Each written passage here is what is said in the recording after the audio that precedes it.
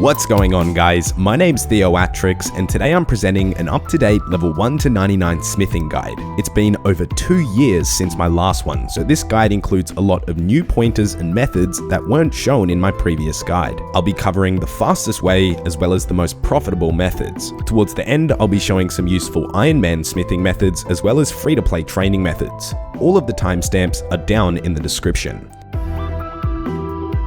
Smithing is a skill used to create weaponry, armor, ammunition, and some utility items. You can gain smithing experience in two main ways: creating a metal bar at a furnace, or by using a hammer with those bars and turning them into weapons and armor. One of the best things to do as a low-level smither is complete quests, and on a brand new account, you can complete the Knight Sword quest, which boosts you from level 1 to 29 smithing. The quest is pretty fast for all types of accounts, including IRONMAN, making it the best way to train your smithing level to 29. There's also the Elemental Workshop 1 quest for members, which takes around 5 minutes for another 5,000 smithing XP reward. At least starting the Giant Dwarf quest is required to enter Keldagrim, which contains the Blast Furnace. On your journey from 1 to 99, the majority of your time will be spent at the Blast Furnace, a minigame in Keldagrim which can provide the fastest or the most profitable smithing methods in the game. This guide will give a full rundown on how to use the Blast Furnace further in. There's also a few items that are vital for smithing,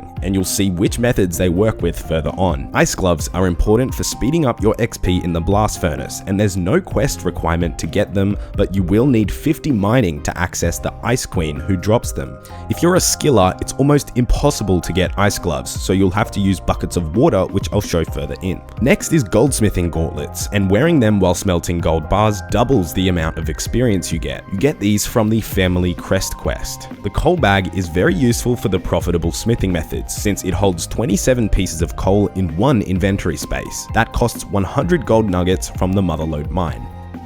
Moving into the fastest way to 99 smithing, and these methods do cost money, although they aren't overly expensive compared to other buyables. There's also some fast profitable methods that I'll show in the profitable section. So from level 1 to 29, as I mentioned, the Knight Sword quest is the fastest for all types of accounts. If you don't feel like questing, the fastest way to level up is by 193 bronze bars and level up to 15 smithing. From level 29 or 15, most players would make the best iron items until they're level 40, which isn't a bad idea, but the fastest way and a profitable way is by making iron bars at the Blast Furnace, which will also help you get a hang of the minigame. To get to the Blast Furnace, as I said, you need to start the Giant Dwarf quest, and when starting the quest, after the first cutscene, you'll be able to board the boat to Keldagrim. From the moment you enter Keldagrim for the first time, you unlock the Blast Furnace minigame teleport, which gives you a teleport there every 20 minutes. You should be using the official Blast Furnace worlds when you're training smithing, so that the Blast Furnace is always active. These worlds do have a fee though, since there's workers around the place helping you out. To pay the fee, you should place coins into the coffer, and every 1 minute, 1.2k comes out of the coffer, equating to 72k coins per hour.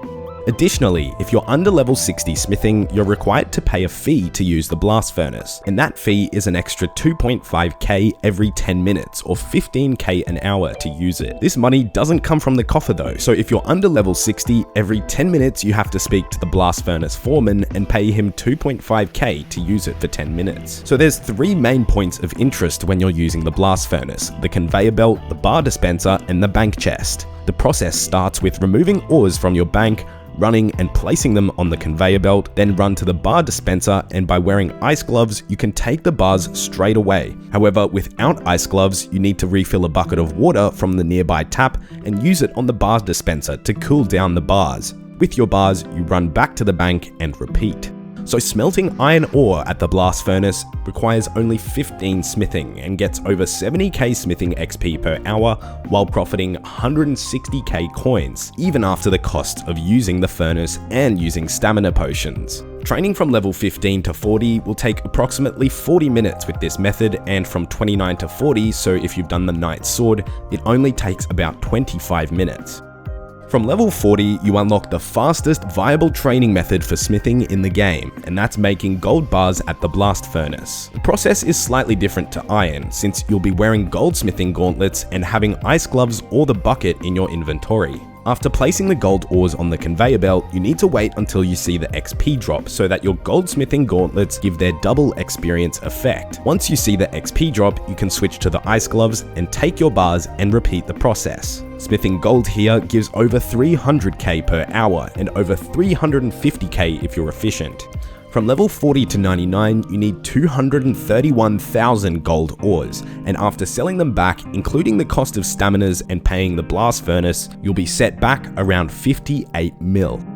There is a cheaper alternative though, and it's still very fast, and that's smelting mithril and adamant plate bodies. At level 68 you unlock mithril, which can give over 180,000 smithing XP per hour, then 88 with adamant bodies are cheaper and faster, giving 250,000 per hour. So training from 40 to 68 doing gold bars, then mithril, then addy plates, it costs a total of 26 mil for 99, over half the price of simply just doing gold. The best place to make plate bodies is at the Varrock anvils. You can set up your camera in one place so that the anvil and the bank is clickable on both ends. It's slightly less click intensive compared to the blast furnace. However, at the fastest XP rates, 40 to 99 with gold bars only will take 35 hours, whereas doing the plate body method takes over 50 hours. So the trade-off here is time for money. Doing only gold will save you around 15 hours, but you'll spend an extra 28 mil. So the next topic of this video is profitable smithing. After completing the tourist trap, your account can smith dart tips, which is profitable for almost every type of metal bar. They're also decently AFK, with each smithing interval taking around 1 minute and 20 seconds. The XP rates aren't overly fast though, so I more recommend this method to people training smithing on alt accounts. Unlocked at level 35, you unlock another very AFK method, which is smithing cannonballs. Each AFK interval is 3 minutes. However, I really don't recommend doing cannonballs because their XP rate is ridiculously slow and you can get 8 times the profit per hour with the blast furnace methods. At the blast furnace, there's 5 different bars that are profitable, with the highest level bars being the most profitable. Making mithril bars provides the highest XP rate, although rune isn't that far behind. And yes, that's not a miscalculation or a mistype. Runite bars make almost 2 million GP per hour while using a coal bag. With pretty much all of these, you'll need coal, which makes the coal bag extremely useful and greatly speeds up your profit. The blast furnace actually takes half the amount of coal to make a bar, so that means the ratios are half of the regular. They can take a bit of getting used to, so I'm going to show a quick run for each type. Firstly, steel, instead of 1 to 2, it's 1 to 1. So this means you can start by filling your coal bag and then fill your inventory with iron ore, run to the conveyor belt, place your iron, withdraw, and then place the coal. Mithril has a ratio of 1 to 2 in the blast furnace, so again it's a bit different. You should start filling out your coal bag with a full invent of coal, run and place it on the belt, and then head back to the bank and fill your coal bag and then your inventory with mithril. Deposit that, take your bars, then fill again with coal in your coal bag and mithril ores, and grab the second set of bars. Adamant bars take 3 coal and 1 addy ore in the blast furnace, so you should start with a full coal bag and full inventory of coal, run and place it, and repeat this once. Then fill up your coal bag once again and your inventory with adamant ore, then place them on the conveyor belt and get your bars, and then again fill your coal bag and invent with addy ore and get your second inventory of bars, and this is faster than doing 1 invent at a time. Runite is at a 1 to 4 ratio, so this time you'll need to do 3 runs of a full bag of coal and full invent of coal, then you have to do 2 runs of runite ore and a coal bag full, retrieving your bars on each one. Because of the massive amount of coal required to make rune, a coal bag is almost necessary. Just going from 85 to 99 smithing, you profit 200 mil while getting great XP rates. The final profitable method is for players going for 200 million XP, and that's making rune plate legs, plate skirts, or 2-handed swords, which requires 99 smithing. They all give around 180,000 XP per hour and over 400k in profit, and they're so much more AFK than making rune at the blast furnace. Going from 99 to 200 mil, making any of these makes you around 500 mil in profit. Moving into the next section of this guide, IRONMAN training methods. Questing is definitely the fastest way again to level up at a low level. The Knight Sword and Elemental Workshop 1 quests have easy item requirements for IRONMAN. Once you're leveled from questing, a popular low-level smithing training method is fixing struts at the Motherlode mine. With the recent world hopping update, there's no longer a cap on how often you can hop, so you can constantly change world and fix the water struts. You get smithing XP equal to 1.5 times your smithing level, so at level 1 it's really slow, but at around level 30 it's good and free XP. For higher level IRONMAN, the main time consumer with smithing is getting the ores. IRONMAN can acquire ores in lots of different ways. There's a range of Slayer monsters that drop ores, Wyverns commonly drop 200 iron, and Gargoyles commonly drop gold ore. Rex and Zora have some common ore drops as well, and there's also the Blast Furnace ore shop that sells lots of every type but does require some money. Mining at the Motherlode mine is another great way to get all types of ores, and getting through to 99 mining will get you at least 5 million smithing XP. Now for the free-to-play methods, and again the Knight Sword quest is the best way to level up, and then from 29, the fastest way to level up is make the best iron items until plate bodies, then do that until 48, then steel plates to 68, myth to 88, and addy to 99. In total, that's going to cost you around 40 mil.